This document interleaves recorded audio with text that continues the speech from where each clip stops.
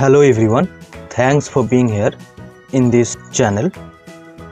আজকে আমরা ডিসকাস করব কয়েকটি HTML এর ট্যাগের সম্বন্ধে এবং স্টাইল অ্যাট্রিবিউটের সম্বন্ধে আর HTML এর কমেন্ট কিভাবে করা হয় এই সব কিছুর সম্বন্ধে আজকে আমরা ডিসকাস করব। যদি বিগিনার হও এবং সম্পূর্ণ বাংলায় HTML শিখতে চাও তাহলে প্লিজ চ্যানেলটিকে সাবস্ক্রাইব করো এবং ভিডিওটিকে লাইক করো। Okay, discuss on tags like I, EM, mark, B, strong, small, delt, those formatting elements. ওকে, আজকে আমরা এইসব ফরম্যাটিং এলিমেন্টের সম্বন্ধে ডিসকাস করব। প্রথমে কিছু থিওরি শিখে নিই।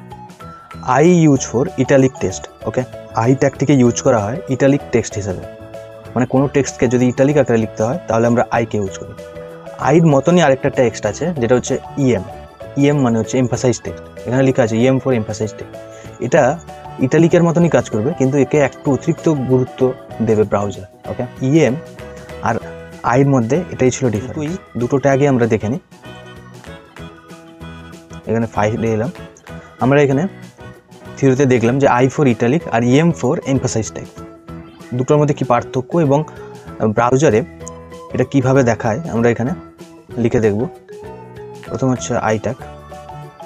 I লেখার সাথে দেখো ইমেজ অ্যাব্রিভিয়েশনে এই I ট্যাগের নিচে ইমেজ অ্যাব্রিভিয়েশন দেখতে পাচ্ছ, এটাতে আমরা ক্লিক করলাম, ট্যাব চাপবো বা কিবোর্ড থেকে এন্টার কি চাপবো তাহলে এরকম দেখা যাবে। এর মধ্যে আমরা যে কোনো টেক্সট লিখতে পারি। ওকে, তো এখানে দেখো this text is an italic text, পুরো টেক্সটটাই ইটালিক আকারে এসেছে। কিন্তু এই পির মধ্যে যে টেক্সটটা লেখা আছে দেখো, প্যারাগ্রাফের মধ্যে এখানে যে টেক্সটগুলো লেখা আছে এই টেক্সটগুলো কিন্তু ইটালিক আকারে নয়। বোঝা গেল? এই টেক্সটগুলো কিন্তু ইটালিক আকারে নয়। এর মধ্যে ডিফারেন্স বুঝতে পারছো আশা করি। একটা বিয়ার ট্যাগ আমরা ইউজ করি ব্রেক লাগানোর জন্য, তাহলে আমি এখানে বিয়ার ট্যাগের ইউজ করছি।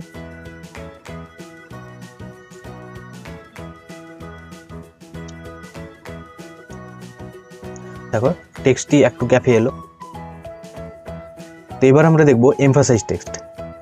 তার জন্য আমরা লিখব EM এবং দেখো VS কোড অটোমেটিক সাজেশন করে দিল এবং এমফাসাইজ টেক্সটের মধ্যে আমরা লিখব this is a emphasised text. এখানে সঙ্গে সঙ্গে দেখো এই টেক্সটটা এবং এই টেক্সটটা দুটোর মধ্যে কোনো পার্থক্য নেই। ইটালিক আর এমফাসাইজ টেক্সটের মধ্যে কোনো পার্থক্য নেই, কিন্তু এমফাসাইজ টেক্সটটা কে একটু অতিরিক্ত ইম্পর্টেন্স দেয় ব্রাউজার। ওকে, সেই জন্য আমরা এমফাসাইজ টেক্সটটাকে লিখতে পারি, ইটালিকের জায়গায় এমফাসাইজটাকে ইউজ করতে পারি। এরপর দেখা যাক পরের এলিমেন্ট হচ্ছে mark element. For mark text, mark element use করা হয় মার্ক টেক্সটের জন্য, মার্ক ট্যাগটাকে ইউজ করা হয়। আমি এটা শর্টে লিখছি মার্ক এবং ট্যাব চেপে দিলে VS কোড পুরোটি জেনারেট করে দেবে এবং তার ভিতর আমরা যা লিখবো ইয়েলো কালারে দেখা যাবে। It's a mark text. Okay, আমরা যেভাবেই লিখি দেখো এটা কিন্তু এখানে দেখাচ্ছে মার্ক এলিমেন্ট হচ্ছে একটা ইনলাইন এলিমেন্ট। ওকে, মার্ক এলিমেন্ট হচ্ছে ইনলাইন এলিমেন্ট। এর সম্বন্ধে আমরা জানবো বিস্তারিতভাবে পরের ভিডিওগুলোতে, ঠিক আছে? মার্ক এলিমেন্টের পরে আমরা দেখব বি এলিমেন্ট এবং স্ট্রং এলিমেন্ট। এই দুটোই একই রকমের কিন্তু খানিকটা ডিফারেন্স আছে। বি ফর বোল্ড টেক্সট আর স্ট্রং ফর ইম্পর্টেন্ট টেক্সট। স্ট্রংটা ইম্পর্টেন্সের জন্য। ওকে, যখন আমরা বোল্টের মধ্যে টেক্সট লিখবো সেটা বোল্ড টেক্সট, আর যখন স্ট্রংয়ের মধ্যে লিখবো তখন এটা ইম্পর্টেন্স বোঝানোর জন্য। দুটোর ক্ষেত্রেই কিন্তু টেক্সটটা বোল্ড আকারে লেখা হয়।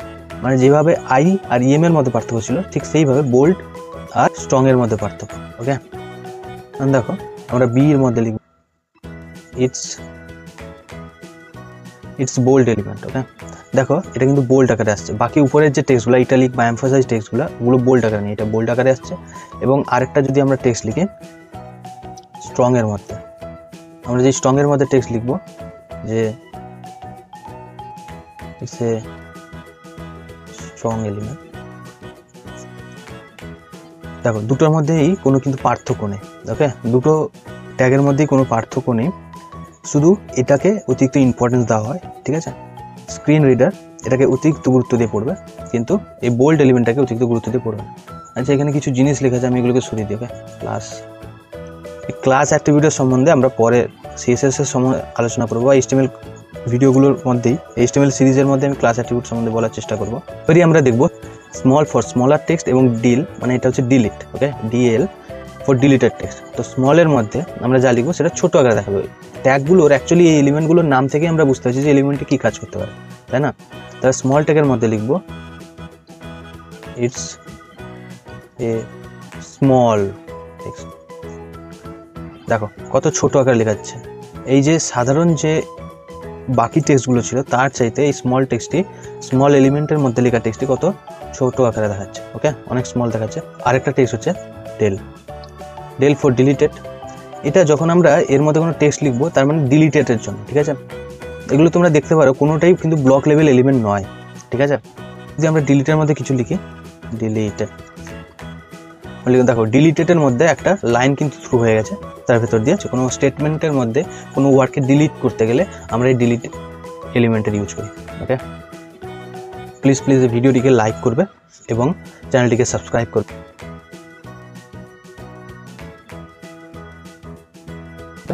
এরপর আমরা শিখব কমেন্টের সম্বন্ধে।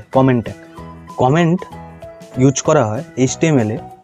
আমরা যখন কোনো কোড লিখি, কোডটি যখন অনেক লাইনের হয়ে যায় তখন আমরা সেই ডকুমেন্টটাকে ভুলে যেতে পারি। যে কোনো প্রোগ্রামিং ল্যাঙ্গুয়েজেই কমেন্টের ইউজ করা হয়।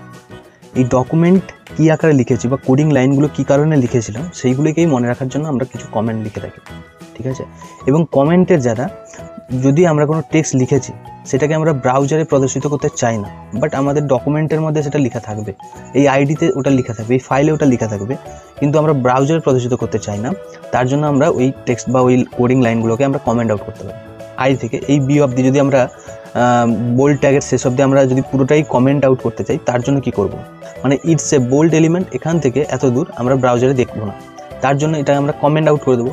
হয় পুরো লাইনটাকে ডিলিট করতে পারি, নইলে এখান থেকে কমেন্ট আউট করবো। ডিলিট করে দিলে আমাদের IDVS করতে গিয়েও মুছে যাবে, কিন্তু আমরা এটা চাই না। তাহলে কমেন্ট আউট করতে গেলে পুরোটাকে যদি আমরা সিলেক্ট করে নিই এবং সিলেক্ট করার পর কিবোর্ড থেকে কন্ট্রোল আর স্ল্যাশ, দেখো কন্ট্রোল আর শিফটের সাইডে একটা স্ল্যাশ চিহ্ন আছে কোশ্চেন মার্কের সাথে, ওটা টিপলেই এটা কমেন্ট আউট হয়ে যায়। The comment can help to understand the document or code that you write in the IDE. Comment আমাদেরকে বুঝতে সাহায্য করে যে ডকুমেন্ট অথবা কোডটিকে আমরা লিখে রেখেছি আইডিতে। Use to hide code content, মানে কোডের মধ্যে যে কন্টেন্টগুলো বা যে এলিমেন্টগুলো আমরা লিখে রেখেছি সেগুলোকে হাইড করতেও ইউজ করা হয়, যেটা আমি ইতিমধ্যেই দেখিয়ে দিয়েছি। এরপর হচ্ছে যদি মাল্টি লাইন কমেন্ট করতে হয়, এটা ছিল এখানে আমরা সিঙ্গেল লাইন কমেন্ট করেছিলাম। মাল্টি লাইন কমেন্ট করতে গেলে আমরা সিনট্যাক্সটাকে এই আকারে লিখবো, যেটা আমি এখানে এখনো দেখিয়েছি, ঠিক আছে। সিলেক্ট করার পর কন্ট্রোল স্ল্যাশ চেপে এটা কমেন্ট আউট করেছিলাম। অ্যাঙ্গুলার ব্র্যাকেট লিখে নিতে হবে, তারপর exclamation mark, double hyphen, all about style attribute. Okay, এই টেক্সটটা দেখো আমরা এখানে পড়তে যাই কিন্তু আমরা এখানে লিখতে যাই না, বোঝা গেল। এখানে মনে রাখলাম, এটা লেখার পর আমরা মনে রাখলাম যে এখানে স্টাইল অ্যাট্রিবিউটের সম্বন্ধে কিছু লিখতে চাই, তাই এখানে কমেন্ট আউট করলাম। তাহলে ওই জিনিসটা এখানে লেখা আছে যে comment can help to understand the document or code that you write in the ID, use to hide code content.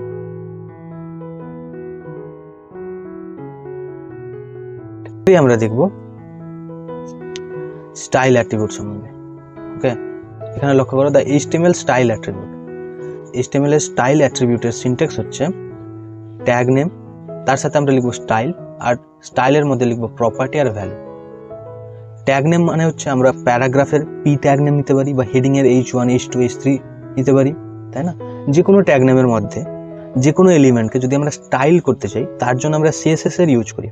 কিন্তু যদি আমরা ইনলাইন স্টাইল করতে চাই, কোনো এলিমেন্টকে যদি আমরা ইনলাইনে স্টাইল করতে চাই তার জন্য আমরা HTML এর স্টাইল অ্যাট্রিবিউটের ইউজ করতে পারি। Here property and value both are CSS property and value. এখনই বলেছিলাম যে স্টাইল ট্যাগের সাহায্যে যে প্রপার্টি ভ্যালু আমরা ডিফাইন করতে চাই সেটা CSS এর।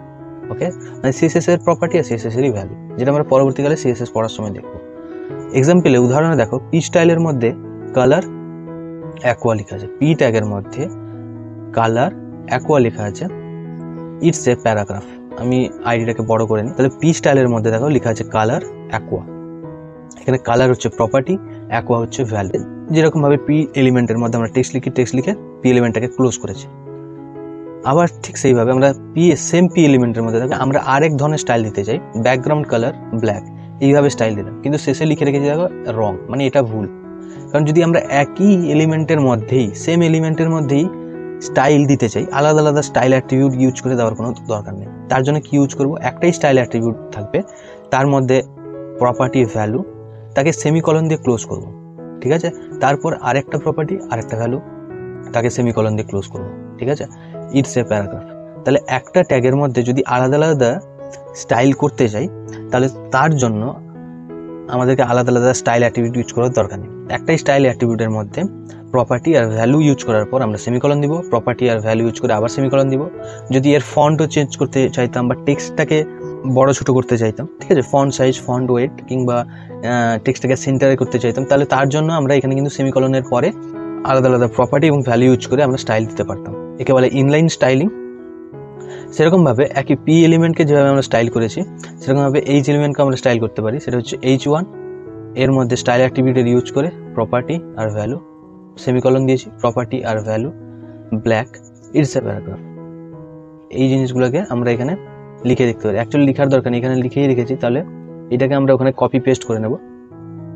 পি এলিমেন্ট কপি করলাম আর এখানে পেস্ট করে নেব, ঠিক আছে, কন্ট্রোল ভি। একটা জিনিস এখানে লক্ষ্য করো, উপর থেকে এই লাইনটাকে দেখে আসো, এই ডক টাইপ HTML থেকে এই লাইনটা এত দূরে এসছে, মানে হেড এলিমেন্ট এখান থেকে এইটুকু, ঠিক আছে। ঠিক সেইভাবে বডি এলিমেন্ট কিন্তু এখান থেকে এতটুকু, তাই না? তাহলে কিন্তু এখানে দেখো এই লাইনটা ক্লোজ হয়ে গেছে, কারণ কি কোডিংটা ঠিক ফরম্যাটিংয়ে নেই, এই লাইনগুলো ঠিক ফরম্যাটে করা নেই। তার জন্য একটা কিবোর্ড থেকে একটা শর্টকাট আছে, সেটা হচ্ছে শিফট অল্ট আর F. Shift alt plus F চাপলেই বাই ডিফল্ট এটা কিন্তু ফরম্যাটিং করে দেয়। দেখো সব লাইনগুলো ভেতরে এসছে এবং বডি থেকে বডির মধ্যে সোজা লাইন ক্রস করে গেছে।